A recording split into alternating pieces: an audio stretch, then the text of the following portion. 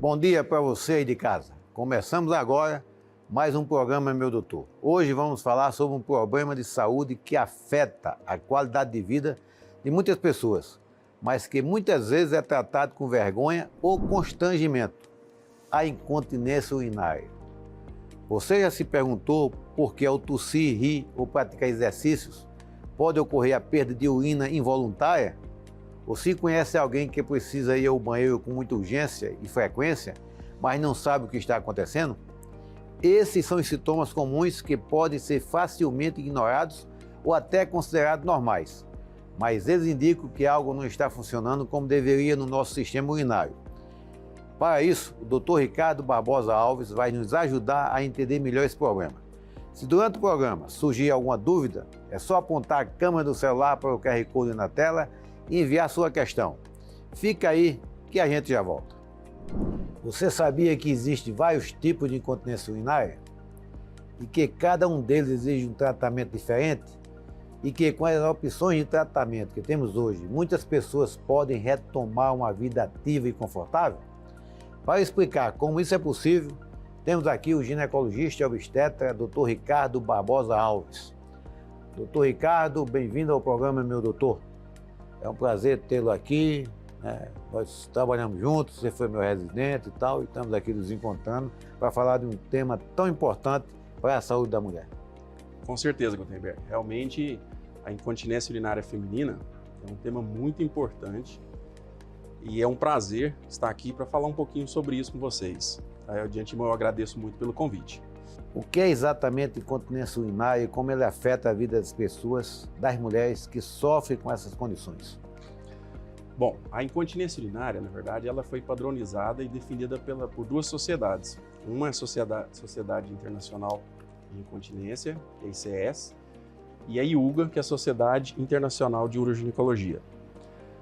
Ela definiu que a incontinência urinária ela é toda perda de urina de forma involuntária, ou seja, sem o desejo do paciente.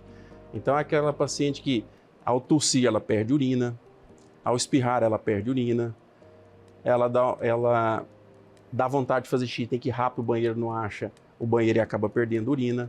Então com esses efeitos adversos acaba acontecendo essa perda urinária.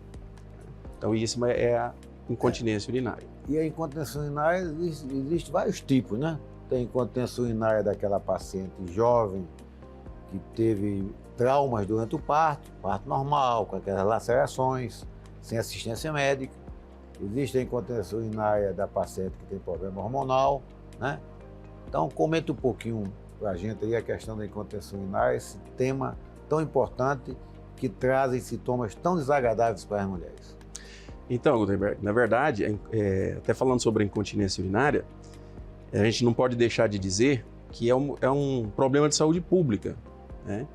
E que ela acarreta, compromete, na verdade, né, o bem-estar físico, psicológico, mental, social e até mesmo sexual das pacientes, né?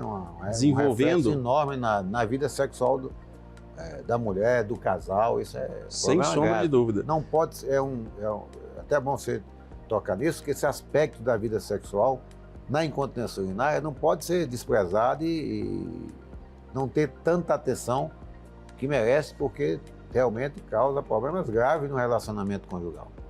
E isso, muitas das mulheres acabam se isolando, né, do seu convívio social e podendo levar até transtornos depressivos, né, de ansiedade e acarretando uma qualidade péssima de vida.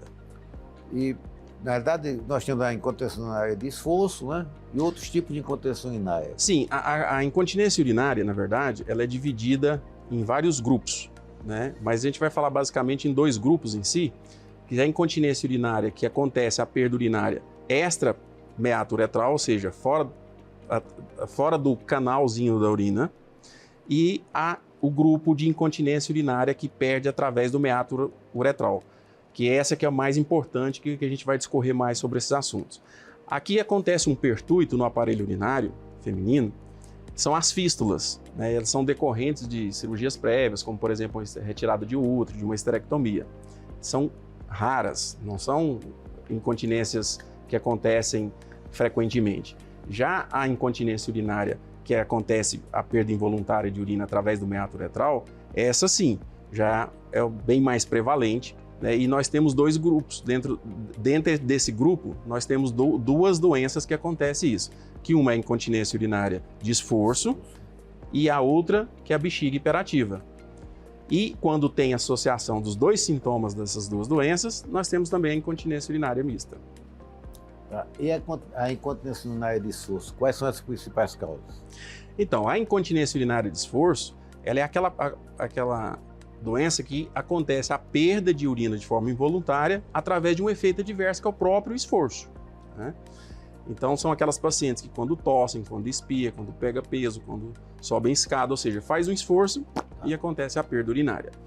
Os fatores de risco são vários fatores de risco. É claro que a causa, a etiologia da incontinência urinária de esforço, ela é multifatorial. Não é só um fator de risco que faz com que aconteça o desenvolvimento dessa doença.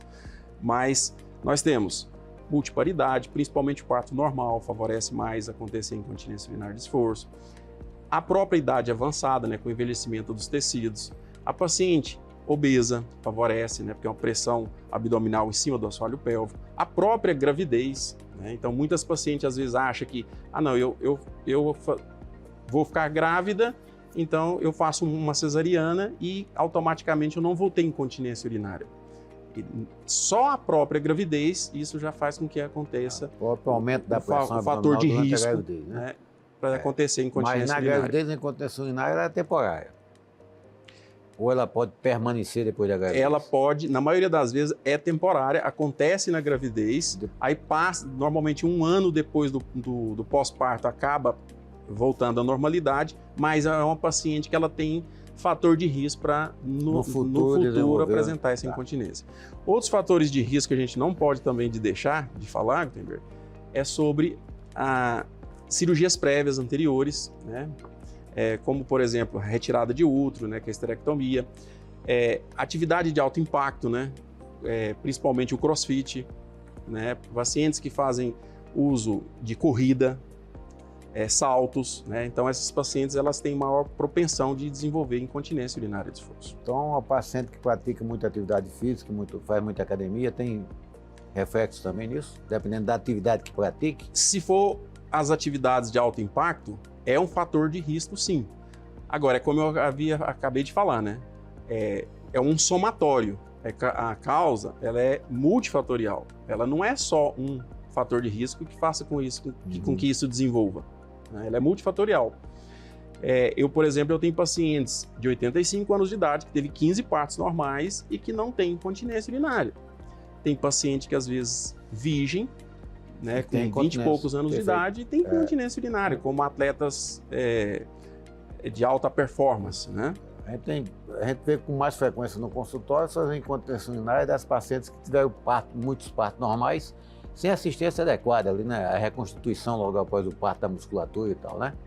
Sim, o próprio trauma do assoalho pélvico é um dos fatores de risco também para o desenvolvimento da incontinência urinária de esforço. Agora é bom chamar a atenção também, que a gente como obstetra, eu sou obstetra, você é obstetra também, uma coisa é a correção da ruptura perineal, a cirurgia do períneo, outra coisa é o tratamento da incontinência urinária, né? Exatamente. Uma coisa não tem nada a ver com a outra. Incontinência urinária de esforço e coperinoplastia posterior, né, por ruptura perineal. Às vezes, né? A paciente faz a cirurgia do períneo, a coperinoplastia posterior, e acha que vai curar da incontinência urinária. Na realidade, pode até resolver o problema da flacidez vaginal, mas não resolve o problema da perda urinária. É bom conversar direitinho com o médico que for fazer a cirurgia, para depois esperar um resultado de cura da incontinência urinária, quando na realidade não vai curar. Exatamente. Isso é muito importante deixar isso bem claro, pelo seguinte, porque muitas das pacientes, às vezes ela chega no consultório e com uma queixa de sensação de vagina larga, de flacidez vaginal, e que, na verdade, ela acha que isso deve ser uma incontinência urinária, mas uma coisa não tem nada a ver com a outra. Incontinência urinária, perda de urina, E flacidez vaginal é outro detalhamento, que a gente pode fazer uma cirurgia corretiva ou às vezes até um tratamento com fisioterapia mesmo. E com relação à perda urinária de esforço em paciente que nunca teve filhos, é a questão da flacidez na musculatura perineal, né? É comum isso, a mulher jovem que nunca teve filho, nunca teve parto normal e tem incontinência urinária, você trata a incontinência urinária, algum tempo depois volta a incontinência urinária, uma questão de flacidez de musculatura, como é que é isso também? Então, comum não é, né? Porque, na verdade, como a gente havia falado, a causa ela é multifatorial. Então, são vários fatores em associação. Mas, eventualmente, pode sim acontecer, né, por um fator exclusivo apenas, né, às vezes por falta de tecido conectivo, né, do assoalho pélvico ali, e isso favorecer ao desenvolvimento de uma incontinência urinária. Bem, estamos chegando ao final do nosso primeiro bloco, mas antes de encerrar, eu gostaria que você falasse rapidinho sobre a participação da obesidade na incontinência urinária de esforço. Então, a obesidade é uma doença também de saúde pública, né? Realmente não é fácil o tratamento, mas hoje nós modificou muito, né? Nós já temos um suporte muito maior sobre isso, tratamento endócrino, as medicações, um arsenal de tratamento muito satisfatório, né?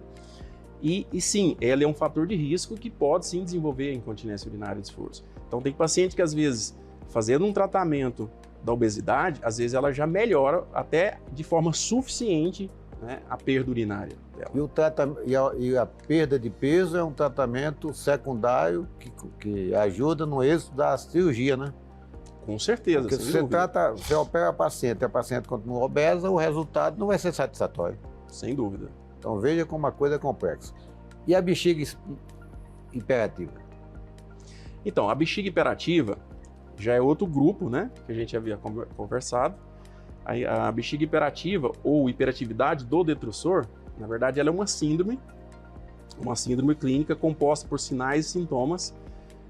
Usualmente, ela é acompanhada de urgência miccional e pode vir associado a urge incontinência, aumento na frequência, enurese noturna, noctúria, ou até mesmo a perda de urina durante o orgasmo. O que são essas terminologias, né? Então, a urgência miccional é aquela paciente que dá vontade de fazer esse xixi e tem que ir rápido para o banheiro. É aquele desejo imperioso de se urinar. A urge incontinência é a perda urinária seguida da urgência miccional. A noctúria é o número de vezes excedente de vezes que a paciente acorda à noite para se urinar, né? Normalmente, a rotina habitual de se levantar à noite de pacientes adultas é na faixa de 0 a 1 vez. As pacientes idosas, a gente denomina até 2 vezes, é o normal. Mas tem paciente que apresenta noctúria que acorda 6 vezes, 7 vezes, 8 vezes à noite para urinar. E a enurese noturna é aquela paciente que já acorda à noite e que já fez xixi na cama, né, de forma involuntária, né? E o ponto interessante da questão sexual é que as pacientes que têm bexiga hiperativa, ela perde a urina durante a atividade sexual no orgasmo. Já na incontinência urinária, durante a atividade do sexo mesmo, pela própria atividade de exercício em si. Ricardo, chegamos ao final do nosso primeiro bloco. Vocês que nos acompanhem, não saiam daí, que no próximo bloco vamos continuar falando sobre incontinência urinária de esforço, bexiga hiperativa. Vamos explorar mais diagnóstico e tratamento. Fica aí que voltamos já. Bem, no bloco anterior falamos sobre os tipos de incontinência urinária e como eles afetam os pacientes. Agora vamos explorar os exames diagnósticos, forma de tratamento, sintomas, entender as opções de tratamento, que pode variar de abordagens conservadoras até procedimentos cirúrgicos. Quer tirar sua dúvida? Quer ter sua dúvida respondida? Envie sua pergunta, é só apontar a câmera do seu celular para o QR Code na tela. Doutor Ricardo, como a paciente pode fazer o diagnóstico da incontinência urinária de esforço e da bexiga hiperativa? Bom, a incontinência urinária de esforço e a bexiga hiperativa, elas são realizadas o diagnóstico através do médico, né, ginecologista obstétrica, se possível através do uroginecologista, que é especialista dentro de incontinência urinária, ou até mesmo urologista, né? Da seguinte forma: através de uma anamnese bem detalhada e exame físico. O diagnóstico clínico é atribuído em cima desses dois arsenais. Na história, a paciente ela já te traz os eventos, os efeitos, né? Então é aquela paciente de incontinência urinária de esforço, ela vai nos trazer, que é, ó, doutor, eu tenho uma perda urinária de forma involuntária e que acontece sob esforço, quando eu tuço, quando eu espirro, quando eu pego peso, quando eu pulo, quando eu vou para academia, né?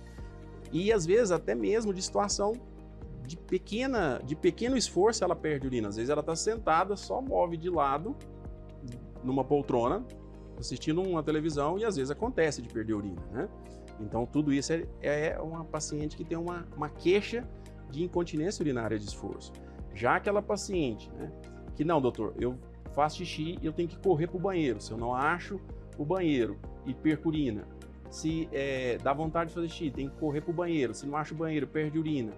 Se acordo várias vezes à noite, acorda à noite já molhada, né, vai no banheiro toda hora e volta, né, então perde urina durante o orgasmo. Então essa paciente é uma paciente que já tem totalmente os sinais e sintomas clínicos de uma paciente de bexiga hiperativa. Durante o exame físico, a gente faz essa avaliação, né, e tende a mimetizar situações, principalmente sobre esforço. Então a gente pede a paciente para fazer uma manobra de esforço para ver se acontece a perda urinária pelo meato uretral. É óbvio que aquela paciente que tem queixa clássica de incontinência urinária de esforço e que você vai fazer o exame físico e a paciente não perde urina, não quer dizer que a paciente não tenha incontinência urinária de esforço. Talvez no momento que você examinou ela ali, ela estava com a bexiga vazia. Então, às vezes, necessariamente, ela não vai perder e ela tem uma incontinência urinária de esforço, né? Para a bexiga hiperativa, apesar desses sintomas que a gente já falou, a gente tem que descartar principalmente as síndromes metabólicas, infecciosas ou doenças locais, como, por exemplo, os prolapsos, né, que são quedas de bexiga, de órgãos genitais, né, da bexiga, do útero, e que ou mesmo até uma infecção do trato urinário, ou uma diabetes, que são doenças que pode promover ou mimetizar a queixa clássica de uma bexiga hiperativa, porque na verdade o diagnóstico de bexiga hiperativa ele é um diagnóstico de exclusão, né? Então isso é muito importante a gente fazer. O paciente tem a bexiga saindo pela vagina, está o útero saindo pela vagina, é diabética, que tem aumento da frequência urinária, então tem que fazer ali o diagnóstico diferencial. Com certeza. E, Ricardo, exames complementares, a gente pede muita avaliação urodinâmica para afastar uma incontinência urinária de esforço. E até os planos de saúde pedem uma avaliação urodinâmica, senão não autoriza a cirurgia. E, na realidade, tem estudos mostrando que não tem essa eficácia toda, né? Não tem esse valor preditivo para se indicar a cirurgia. Os exames, na verdade, é mandatório que, primeiramente, nós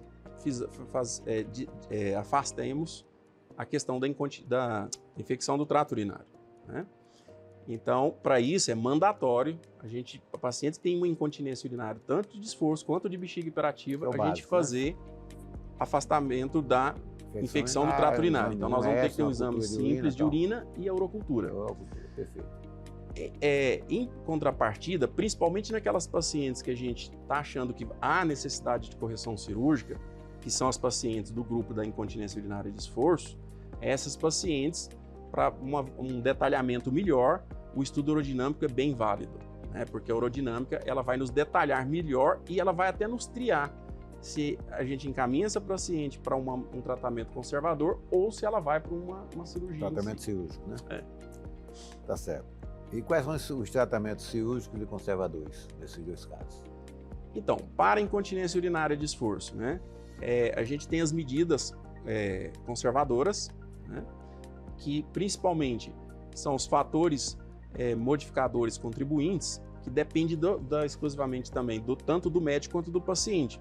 Então são aquelas pacientes que às vezes têm tosses crônicas, né, com questões de patologias como asma, DPOC, né, e que essa paciente ela está completamente descompensada, às vezes simplesmente com uma abordagem de um médico especialista da parte da pneumologia, às vezes controla essa questão da tosse e às vezes é o fator principal desencadeante da incontinência urinária dela, e ela, com essa melhora da tosse, né? no caso de esforço, e isso vai vai fazer com que a paciente já resolva a questão. Isso é importante na avaliação geral da saúde da paciente, porque às vezes tem essas questões, né? E a cirurgia não vai resolver.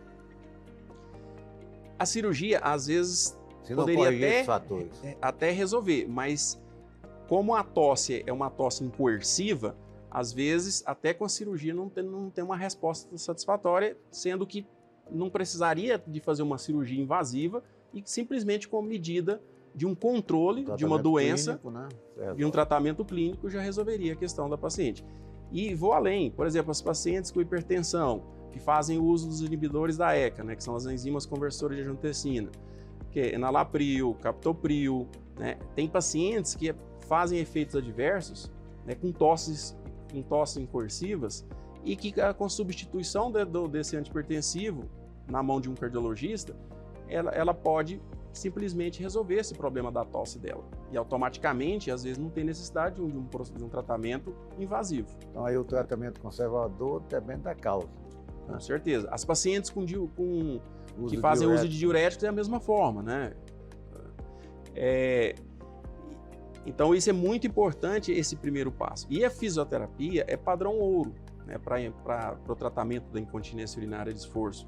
Claro que para as pacientes candidatas e seletivas que vão responder à fisioterapia. Aí é onde eu volto e valorizo muito o estudo urodinâmico, porque o estudo urodinâmico ele vai nos mostrar quem são essas pacientes de fato e que vai responder ou não à fisioterapia, através da avaliação da pressão de perda durante a fase da cistometria no estudo urodinâmico. Perfeito. E o tratamento da bexiga hiperativa? O tratamento que é clínico, qual é a eficácia dele? Então, a bexiga hiperativa, o tratamento é eminentemente conservador, né? Então nós temos um arsenal, a gente fala até que é um tripé, né? São as medidas comportamentais, né? A fisioterapia e as medicações, né? Então, as medidas comportamentais, a primeira coisa, essa paciente ela tem que ser instruída que como a bexiga dela, ela contrai de forma involuntária, né, sem o próprio desejo, de uma forma muito exemplar, então o que acontece?